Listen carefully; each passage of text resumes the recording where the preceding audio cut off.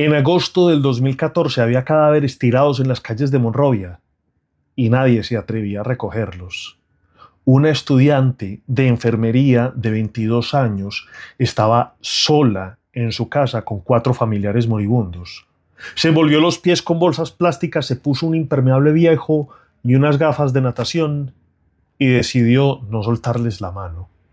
Su nombre era Fatou Kekula y esta es la historia de cómo el ébola casi destruye 3 países. Esta es la cuenticilina del día. Guinea, Liberia y Sierra Leone venían de guerras civiles que destruyeron sus sistemas de salud.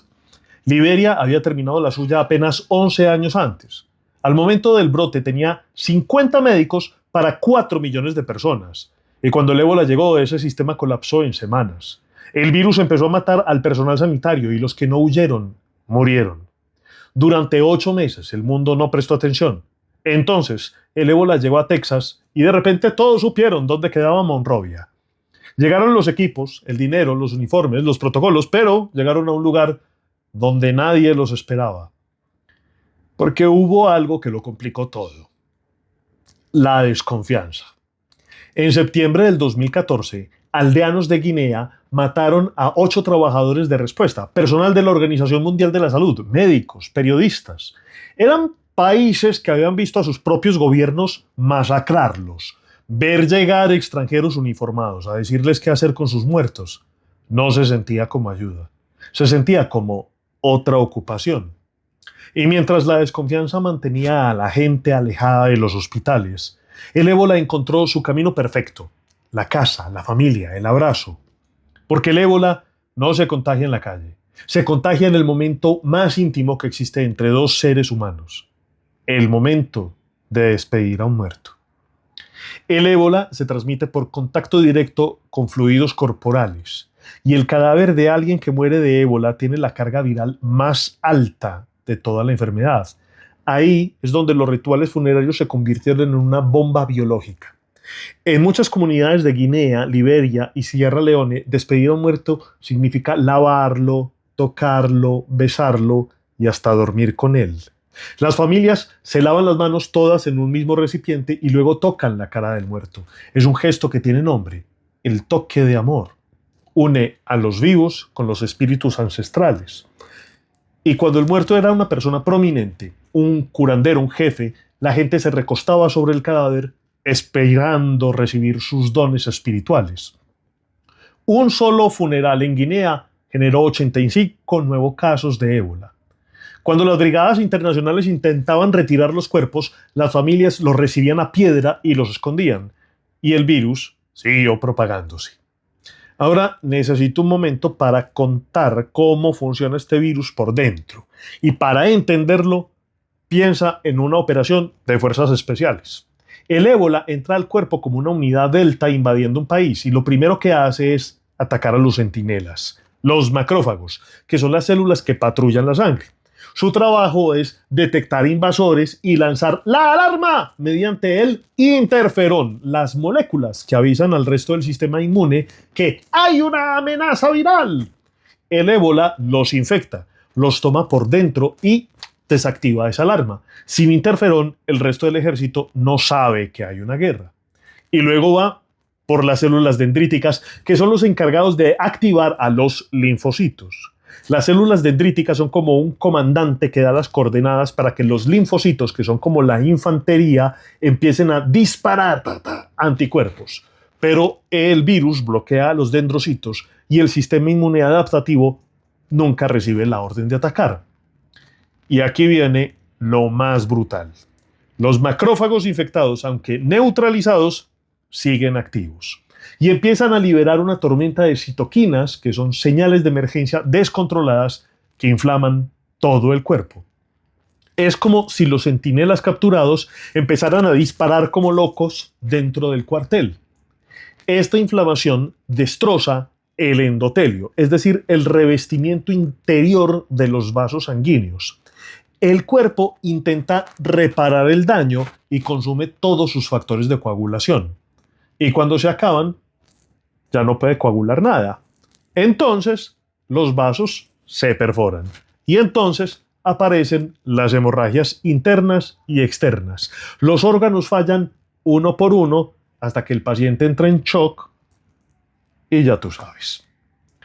Y todo en unos cuantos días.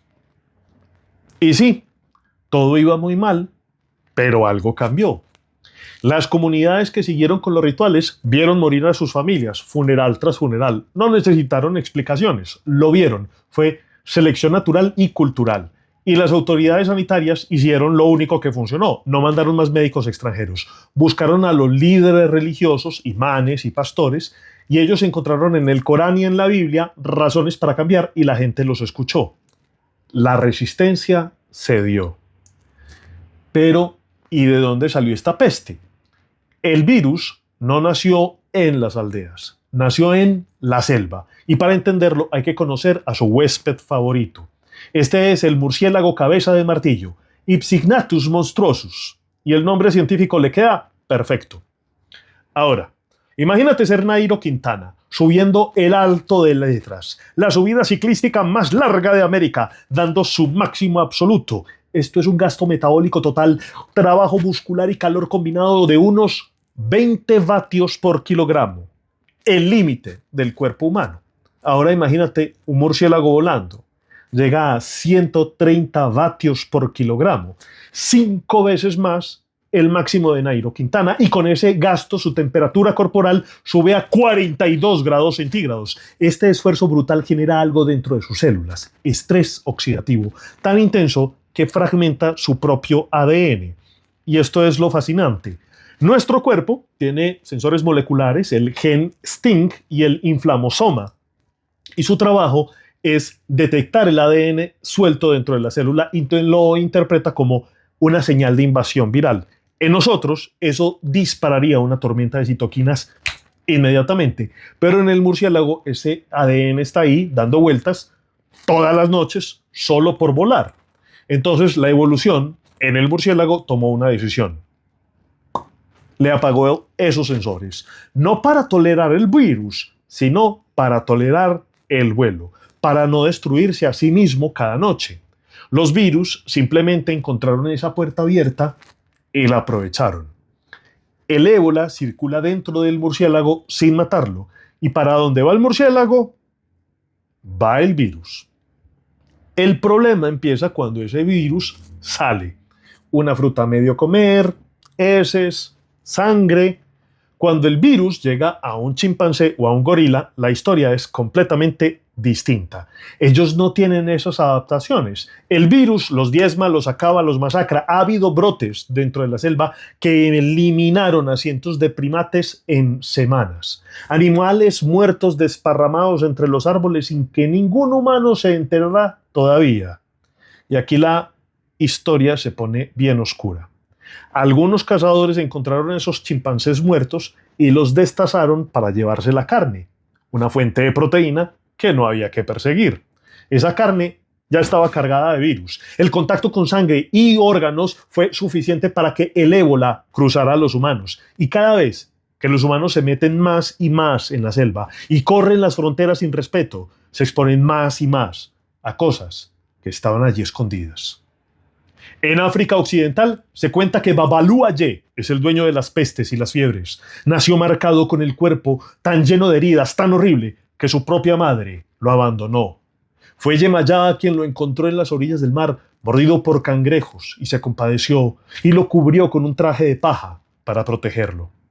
Ese traje es la frontera entre la enfermedad y el mundo, y mientras permanece intacto, el equilibrio se sostiene. Cuando el ser humano entra con violencia a la selva, destaza sin medida y rompe ese equilibrio, pues está rasgando ese traje. Y lo que queda ahí expuesto no es solo una herida antigua, es la epidemia. Fatú no tenía ese traje, solo tenía bolsas plásticas, un impermeable viejo y la decisión de no soltar a su familia. 3 sobrevivieron. Hoy, mientras escuchas esto, la alerta sigue encendida. Nuevos brotes siguen apareciendo en la región. El virus sigue allí, en la selva, esperando. Los mitos antiguos no eran solo historia, eran una advertencia. Esta fue la cuenticilina del día.